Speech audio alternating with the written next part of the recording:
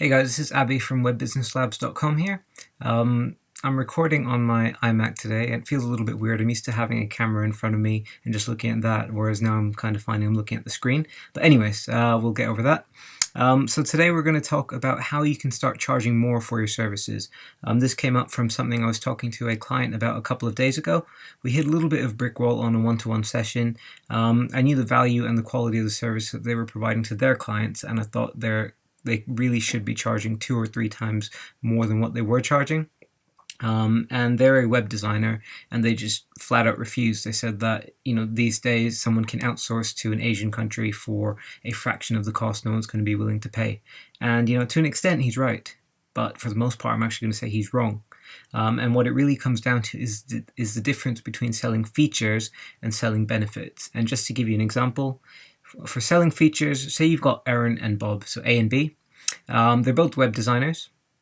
And then you've got Chris, who's a business owner who's looking to get a new website done. He approaches Aaron. Aaron quotes him $5,000, explains step by step what they're going to do, all the features that are going to be on the website, and that's his quote. So then Chris goes to Bob and uses Aaron's list and explains this is what he wants done. Bob reads the features and gives a quote of maybe $1,500. So that's $3,500 or 70% less than Aaron. Unsurprisingly, if Chris feels that he's going to get the same either way, he's going to go for the cheaper one. He's going to go for the one which is going to save him 70%. So Aaron's going to lose out because he's not going to have justified that higher price point. So in terms of selling benefits, if Aaron was to change his approach, I did write this down because I'm not going to remember it, but let's just say Aaron emphasizes the value that he can provide and what it would be worth to Chris. So he might say something along the lines of this: we offer a complete digital business growth solution. We'll build you a high quality professional website that looks good on any screen size, is easy for our users to navigate, and loads quickly. We'll also guide you through driving visitors and traffic to your new site using email, Facebook, and Google, how to convert those visitors into leads and sales, and how to retain them, and even potentially double your average customer lifetime value with a few simple online steps. For this, we charge $10,000 for the initial build, plus $1,500 monthly retainer fee. With your current average customer value, you just need X number of new signups per month to see a positive return on your investment. So that's the approach Aaron takes to Chris. So Chris is really impressed by all this, and then he approaches Bob, and all Bob can still offer is a list of features. He might still be charging $1,500 for a website, and this is a list of features he can provide. And while it's a lot cheaper, Chris is taking it over in his mind and thinking, even though Aaron is a lot more expensive, he's offering a lot more value and is actually going to see down the line a much better return on investment.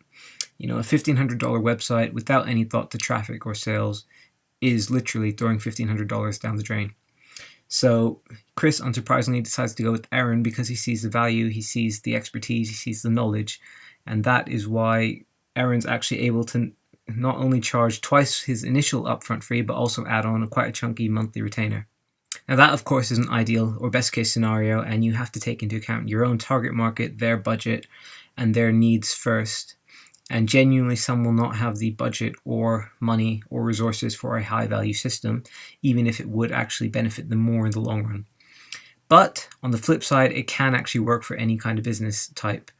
If you look at the fitness industry, for example, if say you're a personal trainer, if someone was willing to pay you for a block of 12 sessions and just call it a block of 12 sessions, or if they're willing to pay you for a 12-week structured program with a defined end result, you'd actually be able to charge more for that structured program.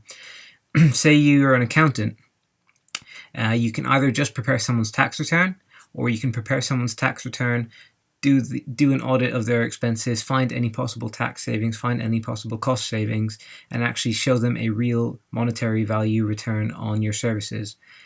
And say you're a doctor, you can either sell a one-off appointment or a defined end result from that appointment. And again, you'll be able to charge more for that. So you name it, and there's actually a way to flip it around and charge more by showing the value, showing the benefits of what you do. So the bottom line is, don't just sell a list of things which someone else can easily replicate. Your USP is always going to be you and the value that you can provide.